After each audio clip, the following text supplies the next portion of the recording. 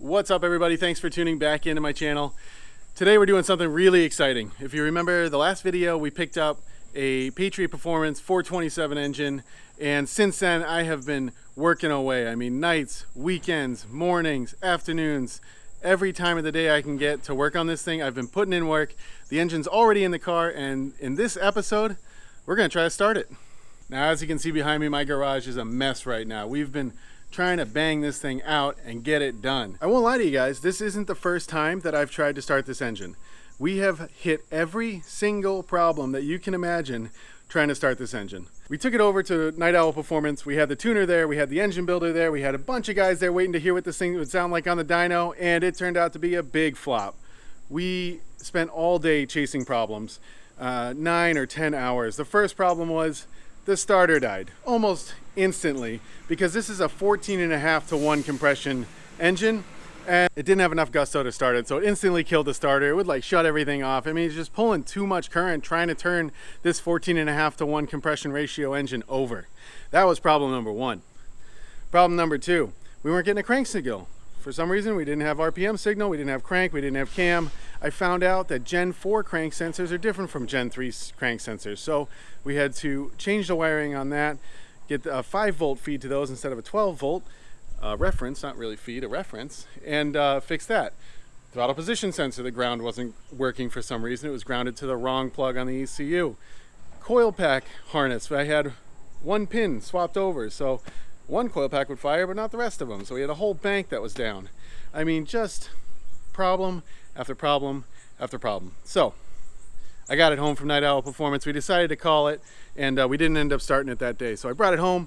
I got it up on jack stands here behind me, and then I just ran into more problems. I rewired the interior harness that goes from the firewall plug to the ECU. I changed out the crank sensors, which is a big job because it's behind the starter. You have to take the header off, take the starter I just put in out, and then change the crank sensor, make sure the pins are right, wire it back up to the ECU, put everything back on. Big pain, but it's over now. Then I finally tried to start it. A couple nights ago, sitting in the car with my laptop, tried to start it, and it's just, I mean, it's kind of like firing, but it's not really staying running. It feels like it's flooding out. And I take the spark plug out of cylinder 1, race fuel just pouring out the spark plug hole. The whole cylinder was filled with fuel. Turns out the fuel injector was stuck open. Same with cylinder 3. I bring them over to fuel injector connection up in Cumming, Georgia, which thankfully they're local. They test them all. They're all junk. From a year of sitting with E85 in them, they are all clogged up. They're sticking open, they're sticking closed, they're not consistent, there's no pattern, and they're all junk. We threw them right in the trash. Got a new set. I put them in, and today this thing should fire. So of course there's always some caveats. We do have to change a couple more things, check a couple more things. This is a very, very expensive engine. I have to add oil pressure to the dash because right now my AM dash does not have an oil pressure kind of readout on it yet, so I'm putting an oil pressure readout on that. I messed with a bunch of settings the other day to try to get it to start, so I got to change all those back since the fuel injectors work now. And we have to prime the oiling system. It's been sitting here a week, so we want to prime the oiling system by putting a drill onto the pump for the oiling system. And we've already checked the clearance for the push rods on the rockers. We might check it again. I'm not sure. We have to set it hot. So I already set it to 0.010 inches to ensure that we have a good amount of clearance, but not too much.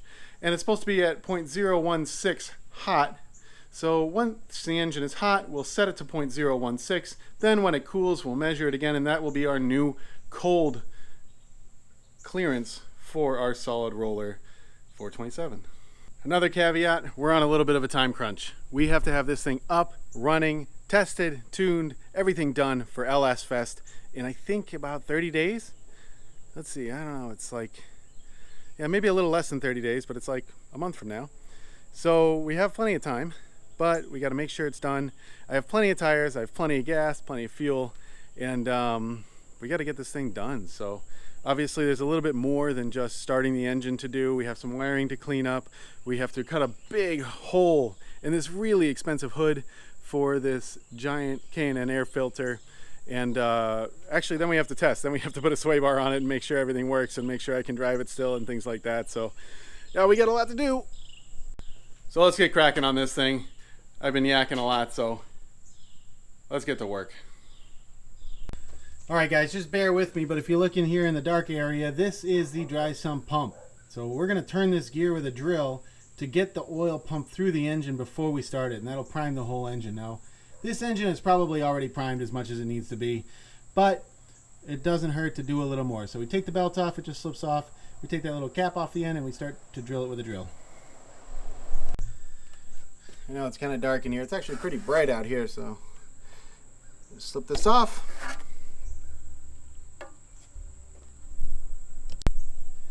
Now, actually, I don't like doing this with an impact drill because an impact drill, well, I need a longer extension. How about that? Well, the two choices were 6-inch extension or 25 feet. So actually the drill is like way back here. But I don't like doing this. Oh my God, now this is the wrong size. Man. Now I know to a lot of you import guys, this is going to sound a little weird, but when you buy American-made parts, you get imperial sized hardware. So anyway, Dailies is in America. So I don't like using this impact gun because impact guns actually hammer, right? These are kind of like hammer drills almost. And I don't want to be hammering on the pump, but actually I really don't have a way to set this up with a regular drill. So I just do it really slowly and try not to get the impact to engage.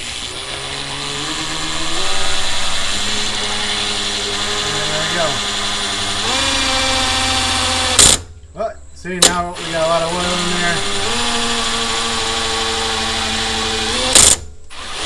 We try to go a little faster, but oil's pumping all over the engine now, so you can actually see it rotate backwards when the oil flows back through it. But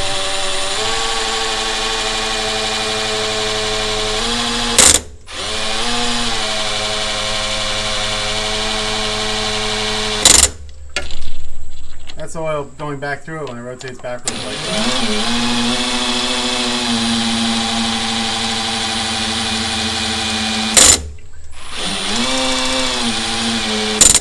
There we go. So there's also a handy way you can see how much pressure is on it now that the oil's up above it. This is also a handy way to find oil leaks. So if you have like your, well for instance, we had our valve covers leaking the other day at the dyno session, which I didn't talk about, but if you have your valve covers leaking or something, you can actually push oil through the engine without it running. So your engine won't be hot when you go to fix whatever oil leak you found. I think this is going to loosen up with time, but it actually is quite difficult to put this belt back on, and I always struggle with it. Sometimes I get it like first try, but most of the time I struggle to put it back on. Well, just like everything else in life, I'm struggling. Microphone. Anyhow, all right, you see I got it started here. Oh, maybe you don't see. You can see I got it started here and just bloop, on she goes. That's it. That's how you prime a dry sump oil pump. Now there's actually some other ways to do that. There's some different theories about when you have to prime a dry sump engine, when you don't have to prime a dry sump engine. My tank gravity feeds into the pump, so if you just let it sit here for a long time, really the oil should flow out of the tank into the pump and then probably kind of like pool at the bottom of the engine, which is what I wanted. I wanted it to gravity bleed in the supply. Some guys will put it up high in the flywheel, some guys will put it up high in the firewall, and then their tank doesn't drain into the engine, but their pump also doesn't gravity feed. So when they're bleeding it like that, they're pulling it up over and in through the firewall and then down into, and I didn't really want that restriction in my oil supply, so that's why I did it that way. They also make like oil filter housings that have kind of a spot for your drill so you can actually prime it. I think Dailies actually makes one, or Peterson makes one, somebody makes one. They have other ways to do it, but this way is fine enough. So if I had like a big turbo setup, or I had a bunch of stuff in front of the dry sump pump, then I would have to consider getting these oil filter housings or whatever, but I don't. It's really easy. It's NA, so there's nothing there. All right guys, I don't know how long it's going to take to start this engine, so I'm actually going to plug in the battery charger just to make sure that brand new batteries stay at 12 volts or a little higher while we're cranking, and let's do it. Let's get this thing started. All right, here we go. I'm pretty nervous. This engine retail maybe $32,000 or $35,000, so let's see how we do. I'm gonna grab my laptop.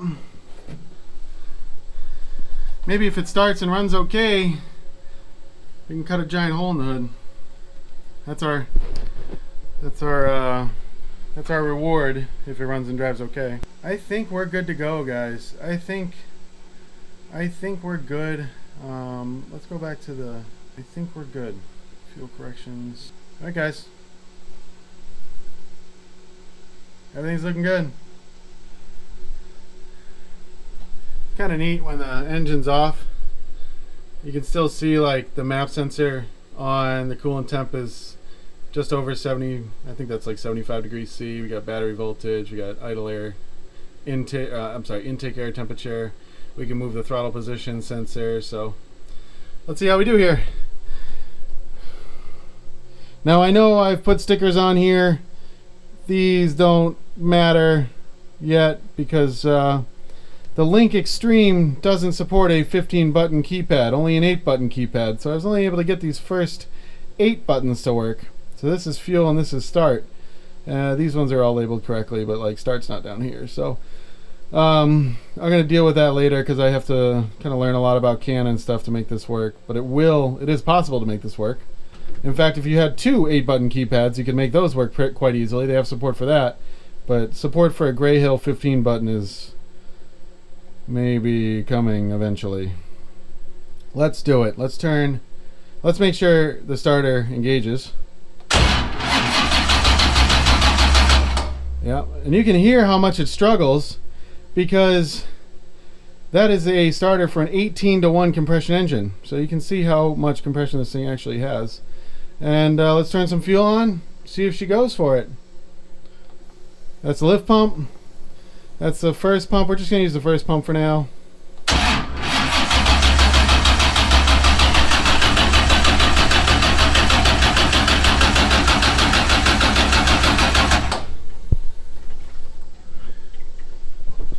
No start, no fire.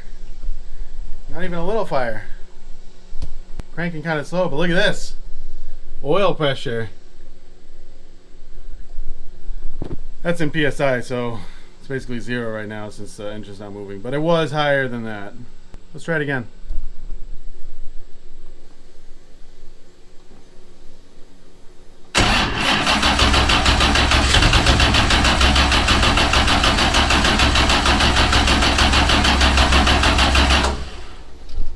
I heard something that time.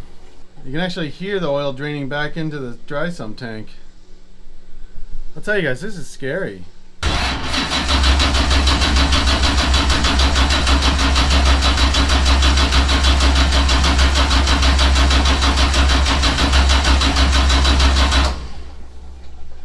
Wow. This is doing less than it was before. Alright, well, we're going to have to look at some things and try to figure this out. I can smell fuel. A lot of fuel coming through the exhaust, I'm sure. But why won't it fire? Is it not enough fuel or is it too much fuel? If this doesn't work, we'll have to call some people.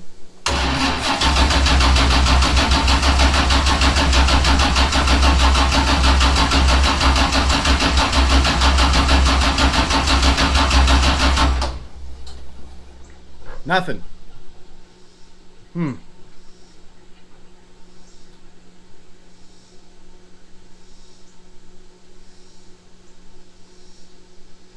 Okay, we'll get back to you. Could be that we're just draining the battery so much that the injectors aren't firing or the ECU's turning off when we're trying to start it, but it did almost fire, so let's try again. One change at a time.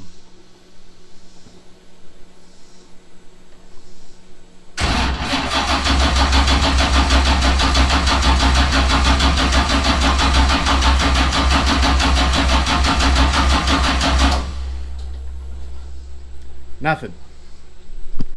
Alright guys, I think I found what might be the issue.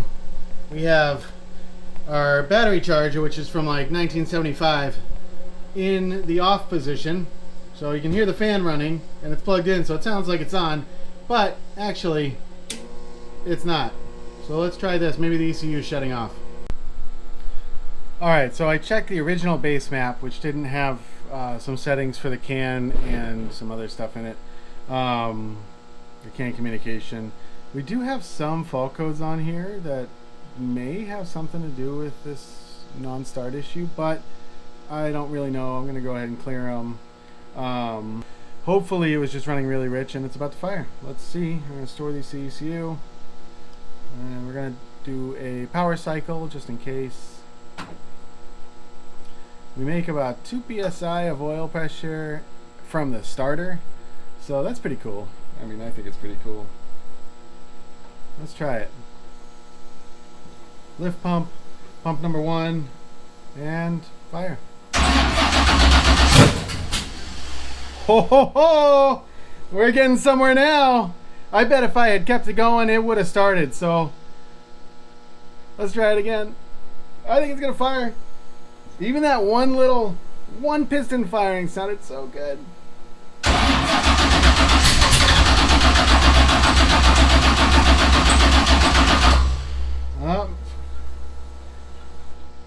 Maybe we need to mess with it a little more, huh? I can't really tell if it was lean or rich, or if this is if we should change anything, or we should just keep trying. I can't really. It's tough for me to tell. I'm not a tuner. I don't really know.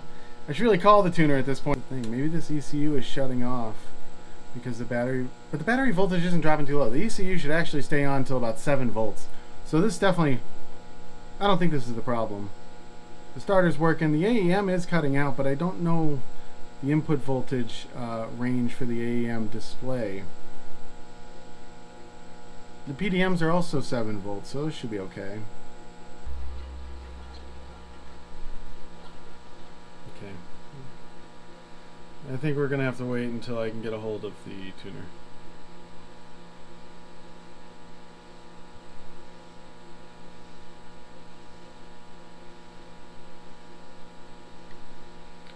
Oh, it's bad. I mean, it should just start, you know, and idle. Not really asking it to do anything. Alright guys, I tried everything I could do on my own last night to get this thing to fire and run. I mean, we had some glimmers of hope, but I never got it to actually fire. So last night I decided to go inside and consult the tuner. I gave the tuner a call, we worked on a couple things, and he gave me some really good advice. One thing I didn't have, or I wasn't messing with was the crank enrichment table. The crank enrichment table enriches the fuel table at different temperatures. So we're here in Georgia, it's about, I don't know, 90 degrees basically all the time. So we have several cells in that table that we can enrich at 90 degrees to make this thing fire. And considering that this thing has probably the biggest heads on the market that you can get for a LS7, the biggest intake manifold that you can get for an LS7, the biggest valves you can put in those heads, and the biggest air filter on top of it with the biggest throttle body, I'm thinking we're gonna need a ton of fuel on startup, but not necessarily to continue running. So what I've done is I've gotten it into the tune, I've messed with some settings, I have the crank enrichment pretty high, but I have kind of a regular fuel table. So I think this is what's gonna do it. So that way when it's cranking, we have lots of fuel going in to start the thing. Then we have a fuel table that my tuner can mess with to actually make power out of this thing. It's probably still really rich, but you know, I'm not a tuner. My tuner wanted it to run and idle before he got it on the dyno again. So that's what I'm making it do. I don't know how it's gonna run. I'm not even certain how this thing is supposed to sound, but we're gonna try to get it started right now. Okay guys, so I've already reprimed the oil system for today. I'm gonna go ahead and upload this file that I kind of tweaked, which is quite easy. Just turn the car on, ECU comes on, and we're gonna go ahead and store it, and we're gonna save it just in case I didn't save it earlier, so we don't lose it if it does start the car. And let's try.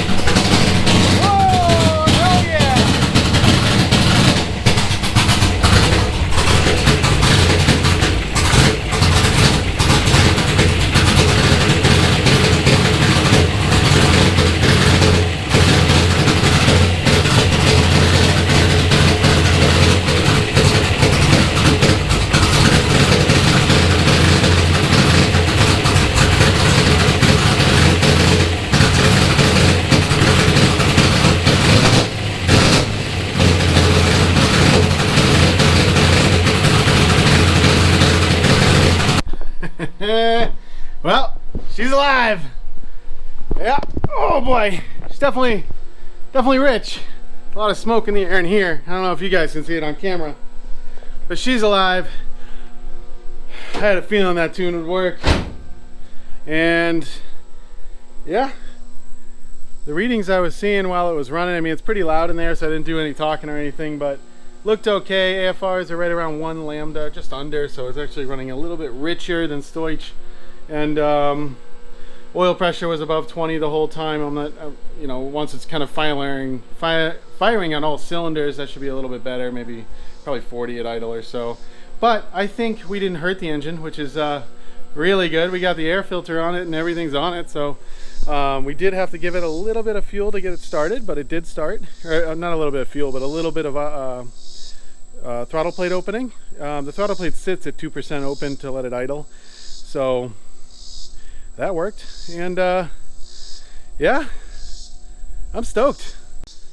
So now that it's running, oh yeah, I have some carbon monoxide detectors in here, and they're gonna be going off for a while. You guys can't see, I don't think, but it is smoky, to say the least. I got 2 sitting here. Oh, I just brought them outside, and maybe this one. Oh, Jesus.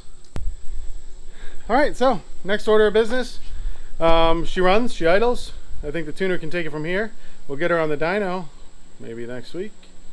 And I gotta cut a big ass hole in this really expensive hood, so let's get to it.